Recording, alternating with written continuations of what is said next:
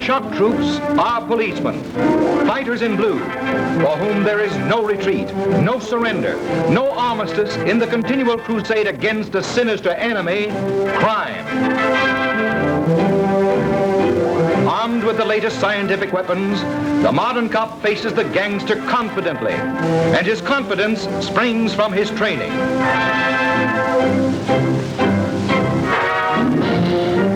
Here at a typical training school, rookies are learning how to keep in trim. Each has passed a rigid examination.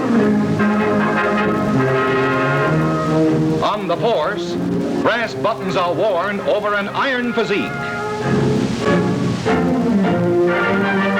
Gymnasium work. Get down to this business, rookies. It'll come in handy someday.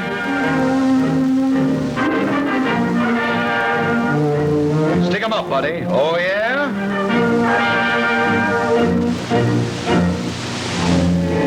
What does a cop have to know? Plenty. While members of one group study chemistry, others learn photography, public speaking, ballistics, law, the analysis of handwriting, the analysis of fingerprints.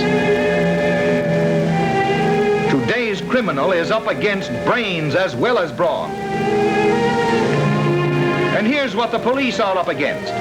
Gruesome objects like these, devised by the twisted mentalities of the underworld. Each has been taken from some desperado.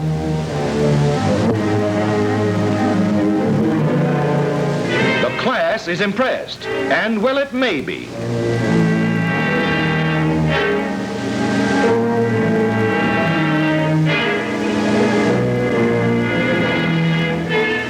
Brass knuckles, a very old weapon and a very nasty one. But the law has its own kind of weapons, ultra-modern, ultra-efficient, a submachine gun.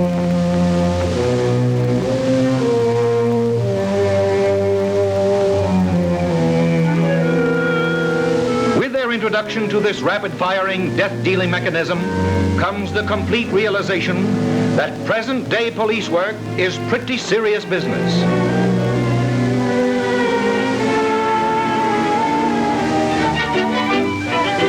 Cops are straight shooters and quick shooters.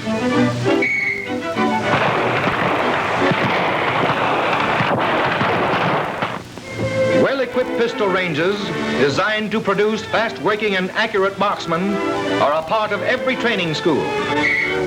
And they don't always aim to kill. A hit in the abdominal region leaves the enemy conscious. And thus wounded, the toughest gangster will usually talk to the cops, and talk plenty. Others to the swift-moving motorcycle squad.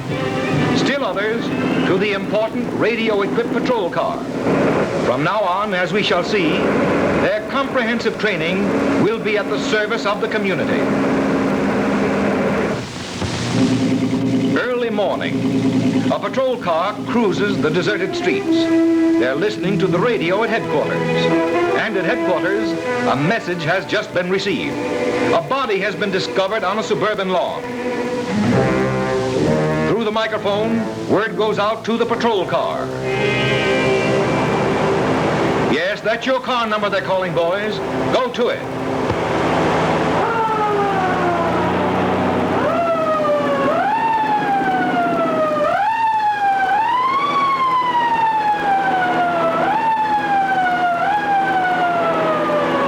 Within a few minutes, they're on the spot. Bad business. The neighborhood doctor killed at his own door as he was returning from an emergency call. Struck on the head with a heavy, blunt instrument. A burglar might have done it. Any clues? Well, here's a piece of broken glass. Doesn't seem important, but the police are trained not to overlook the tiniest detail. Anything else? Ah, an open window. Plainclothesmen have arrived. Better get him to examine this, officer.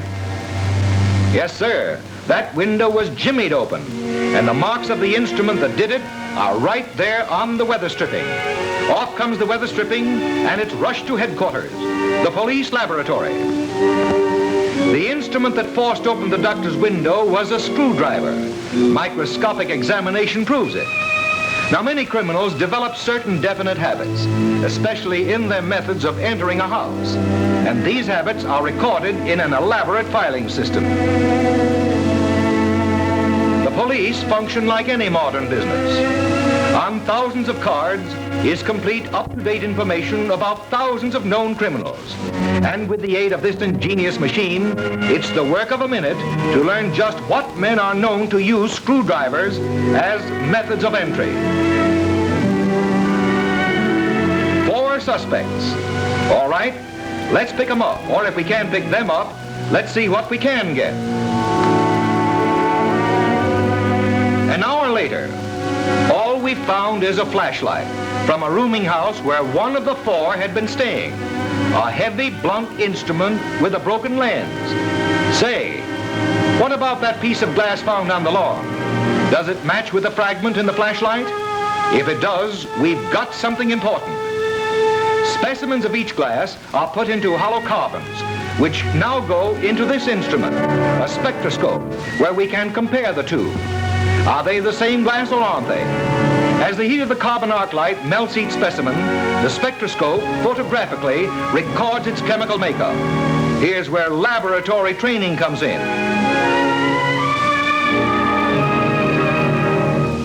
It is the same glass, and it looks as though the owner of that flashlight is the man we want.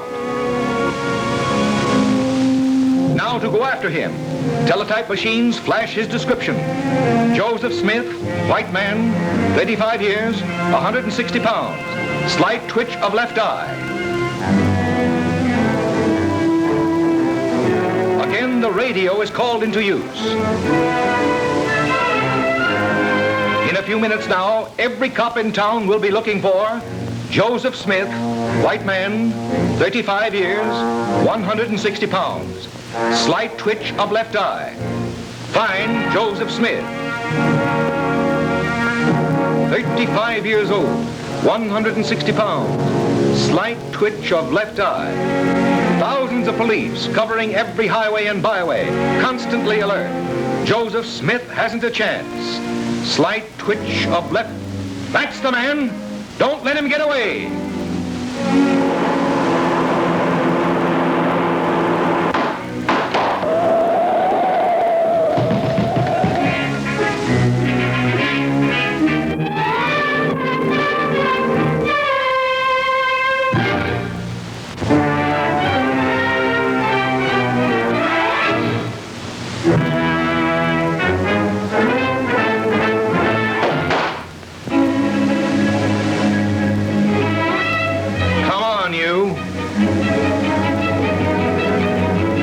Once more, the underworld has learned you can't beat the cops. Again, the police have operated with speed, precision, and intelligence. Ready to lay down their lives if need be, America's crime fighters merit the admiration and respect of every one of us. Only a fool goes up against them, and he can't win.